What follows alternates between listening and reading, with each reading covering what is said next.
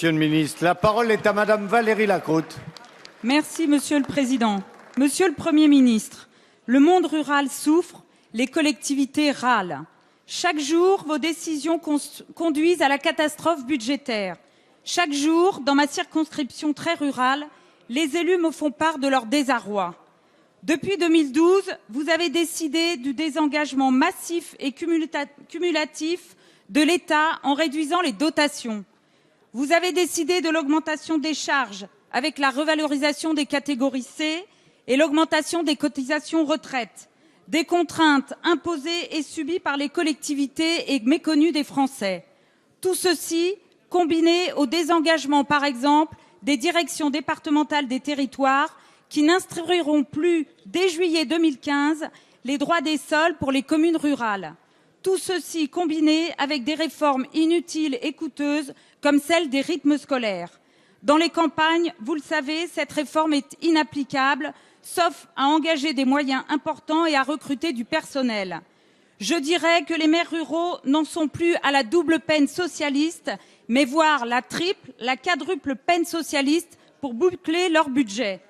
Avez-vous, Monsieur le Premier ministre, mesuré l'impact de cette votre politique sur le monde rural ?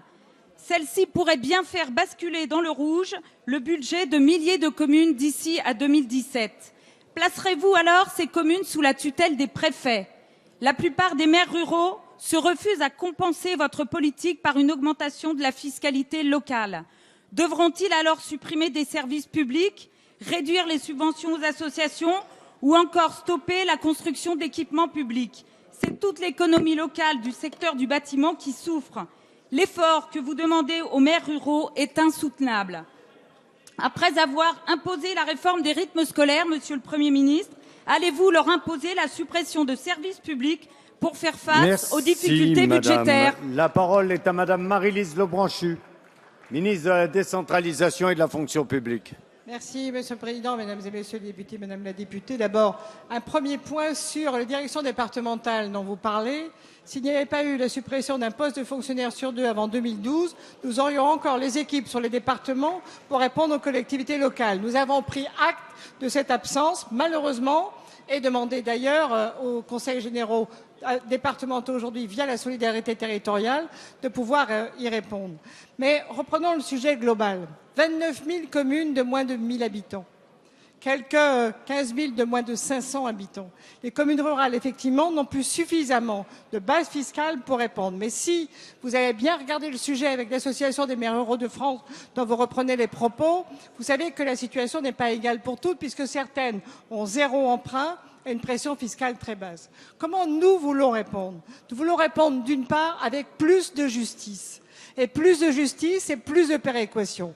Et au moment où nous avons baissé les dotations, c'est vrai, nous avons décidé, avec le Premier ministre et le ministre de l'Économie et des Finances, d'augmenter la dotation de solidarité rurale de 200 millions d'euros. Et nous avons également décidé d'augmenter la dotation aux territoires ruraux distribués par les préfets pour pouvoir répondre aux communes rurales. C'est la première réponse. La seconde, c'est l'intercommunalité. La troisième, ce sont les assises de la ruralité, l'engagement sur les services que nous avons pris avec Sylvia Pinel. Et c'est quelque chose auquel les maires ruraux tiennent beaucoup. Et enfin, grâce à la réforme de la DGF, nous voulons répondre aux soucis des maires ruraux. Quand ils nous demandent de les doter à égalité des villes par habitant, nous savons bien que c'est un leurre. Parce que si vous donnez à 300 personnes 3 fois la dotation qui est donnée aux villes, vous n'avez qu'une toute petite somme qui ne répond pas aux besoins des services. C'est pourquoi nous voulons apporter une péréquation sur les communautés de communes rurales, mais aussi refaire de la DGF un instrument en faveur du milieu, en particulier agricole. Merci Madame la Ministre. La séance des questions au gouvernement est terminée. La séance est suspendue pour quelques minutes.